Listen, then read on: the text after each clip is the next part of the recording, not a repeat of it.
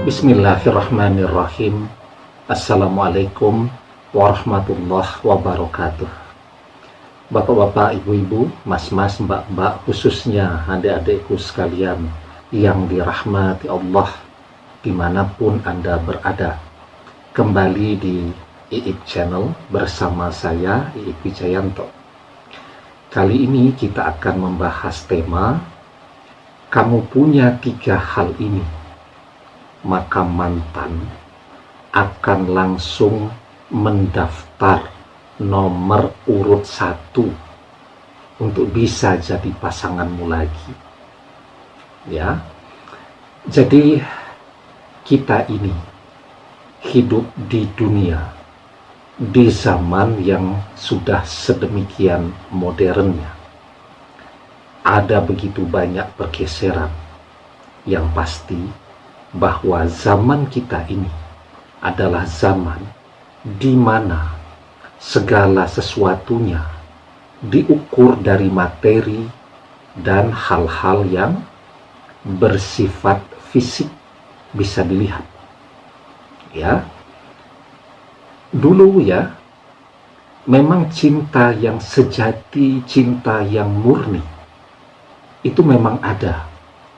Dan ketika orang memiliki cinta yang sejati, maka dia tidak akan pernah berkhianat, tidak akan pernah meninggalkan orang yang dia cintai. Tetapi ketika seseorang sudah menjadi mantan, dia sudah berpaling, dia sudah berkhianat, apapun argumentasinya, karena jenuhkah, karena bosankah, ya, dan seterusnya, itu menunjukkan bahwa yang bersangkutan tidak pernah memiliki cinta yang sejati, yang murni, yang tulus. Ya, kenapa bisa sampai jenuh?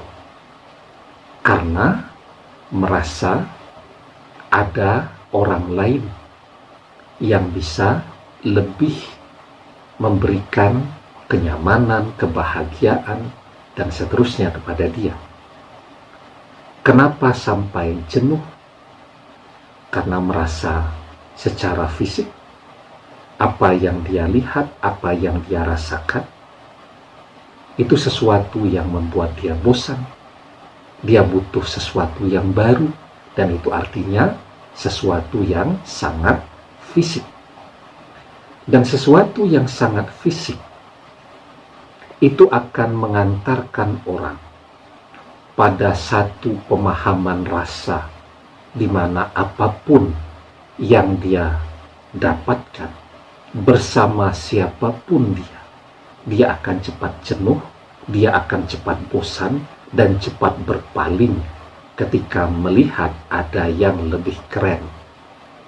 Karena itu ya, orang yang berpaling, yang berkhianat, jika memang kita masih punya keinginan untuk bisa kembali bersama dia, maka mau tidak mau kita harus berjalan mengusahakannya berdasarkan cara pandang mereka, berdasarkan apa yang mereka inginkan. Maka kalau Anda punya 3 hal ini, mantan itu akan jadi orang nomor urut 1 yang mendaftar untuk bisa kembali jadi pasangan Anda. Ya. Jadi apa yang pertama? Yang pertama, Anda harus memiliki kesempurnaan fisik. Ya. Kita ini manusia biasa ya. Artinya ya, tingkat kesempurnaan dalam sudut pandang manusia tentu enak dilihat sesuai dengan parameter yang ada di zaman sekarang. Orang yang berdandan, pakai baju yang bagus, kelihatan modis dan seterusnya, itu akan lebih banyak dilirik dan dilihat orang daripada orang yang tidak mau berdandan. Karena itu mau tidak mau kan, harus belajar untuk itu. Dan seperti yang saya katakan tadi, manusia zaman sekarang itu cepat bosannya. Dia bersama dengan orang ketiga pada saat ini, sedang seneng-senengnya. Jalan 3-4 bulan akan bosan juga, ya. Dan dia akan mulai melihat ke sana kemari. Dan begitu dia lihat, ternyata Anda tampil beda dari yang pernah dia kenal dulu. Sekarang lebih keren, jauh lebih cantik, jauh lebih tampan, ya. Tampilan Anda sangat menarik. Maka siapa yang tidak akan melirik, ya. Jadi kesempurnaan fisik itulah yang saya maksudkan, termasuk juga di dalamnya menjaga kesehatan, ya. Kita kan sering, ya, kita pengen menarik perhatian mantan, mengaku sakit. Ternyata tidak ada mantan yang berpaling, ya, balik kembali karena faktor kasihan kita sakit-sakitan. Orang zaman sekarang, dia mau punya pasangan kalau sehat. Begitu sakit harus ngurusi orang sakit. Itu tidak banyak yang sanggup bertahan, ya. Banyak suami-suami yang dikembalikan ke keluarganya, ke orang tuanya karena sakit-sakitan. Istrinya tidak sanggup untuk merawat terus. Istri-istri juga banyak begitu yang dikembalikan kepada keluarganya, ya, dikembalikan kepada orang tuanya karena sakit-sakitan, karena suaminya tidak sanggup untuk ngurusi dan bersabar memiliki pasangan yang penyakitan. Karena itu, Anda rawat nikmat kesehatan yang ada pada diri Anda sebaik-baiknya, ya. Dan kemudian Anda tingkatkan performa Anda agar kita ini kalau difoto, ya, menjadi orang yang selebgramable, laku dan menarik untuk dilihat di selebgram atau di Instagramnya tadi, ya. Kemudian yang kedua, yang pertama memiliki kesempurnaan fisik, yang kedua memiliki kesuksesan. Kesuksesan dalam karir, kesuksesan dalam pendidikan, kesuksesan dalam bisnis, dan seterusnya tadi. Zaman dulu, kalau ada orang melamar, kan ditanya betul mencintai anak saya, ya. Kalau zaman sekarang, ada yang melamar ditanya kuliahnya sudah beres atau belum, sudah punya pekerjaan atau belum, kan begitu. Karena itu, Anda harus bisa jadi orang sukses.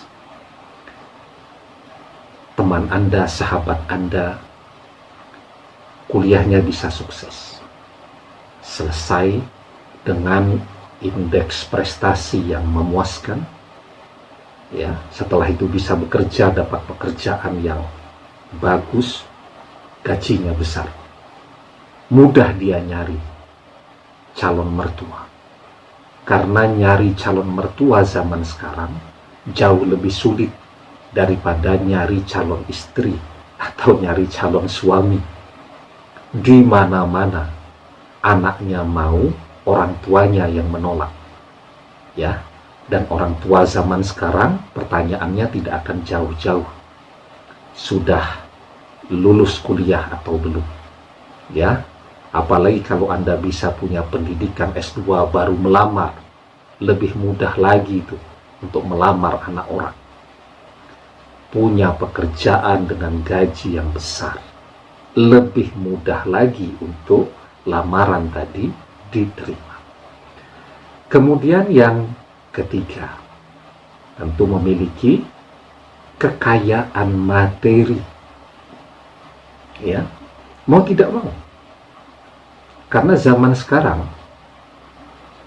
orang yang mau diajak menikah dengan pesta yang sederhana, yang penting berkahnya, ya, seperti orang-orang tua kita, simbah-simbah kita zaman dulu, menikah di dalam kesederhanaan. Itu tidak banyak.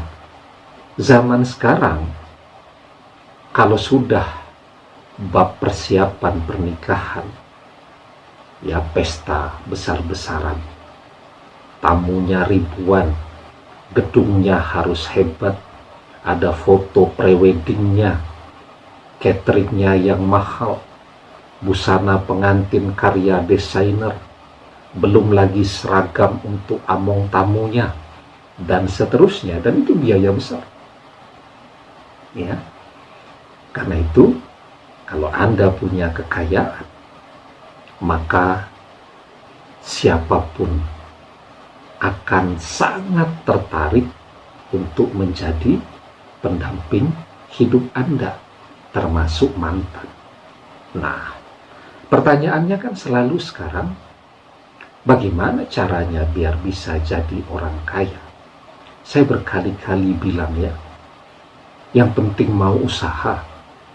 Ya, kita lihat orang-orang paling kaya di dunia seperti Bill Gates. Bill Gates itu, ya, tingginya mungkin samalah dengan kita ya, 160 sampai 170-an, lebih sedikit lah. Volume otaknya juga sama lah dengan kita ya. Jumlah jarinya juga sama. Jumlah telinga dan lain-lainnya juga sama. Yang membedakan apa? Dia berusaha. Saya baca itu pengalaman hidupnya di masa-masa mudanya. Dia bekerja rata-rata 16 sampai 17 jam setiap hari. Ya. Kalau kita bisa begitu, mungkin ya tidak sesukses Bill Gates. 1/1000-nya lah, atau 1/1000. Itu pun sudah hasilnya lumayan sekali. Tapi sayangnya, kalau Bill Gates kerjanya 16-17 jam sehari, kita mungkin tidur dan main HP-nya yang 16-17 jam sehari. Allah mengaruniakan semua manusia potensi yang sama, waktu yang sama banyaknya sehari semalam, modal yang sama besarnya. Yang membedakan adalah keinginannya. Karena itu di dalam surat An-Najm ayat yang ke-39, Allah Subhanahu wa ta'ala berfirman, wa alaysa lil insani illa ma syaa, dan bahwasanya seorang manusia tiada memperoleh selain apa yang telah diusahakannya. Kita ingin mantan kembali. Apa yang harus kita lakukan? Berusaha. Ya. Dia sudah tidak mau komunikasi lagi. Dia tidak mau ketemu lagi. Pinggirkan saja dia dulu. Anda pikirkan diri Anda. Ya. Anda raih 3 hal ini tadi. Kesempurnaan fisik, kemudian kesuksesan dan kekayaan. Itu usaha Anda sekarang. Anda perkuat usaha itu dengan doa. Begitu Anda berhasil, ya, seperti yang saya katakan di awal, bahwa ketika orang pernah berpaling dan menjadi mantan, maka orientasinya tidak akan jauh-jauh dari fisik dan materi. Dia hanya akan tersentuh. Dia hanya akan melihat kita kembali ketika kita memiliki hal-hal yang dia inginkan. Kenapa dia meninggalkan kita? Kenapa dia mengabaikan kita? Kenapa dia tidak pernah peduli lagi dengan kita? Karena kita tidak punya apa yang dia mau. Kuncinya itu. Miliki yang dia mau. Maka dia akan kembali menjadi milikmu. Demikian. Semoga bermanfaat. Wallahu a'lam bissawab. Billahi taufiq wal hidayah. Assalamualaikum warahmatullahi wabarakatuh.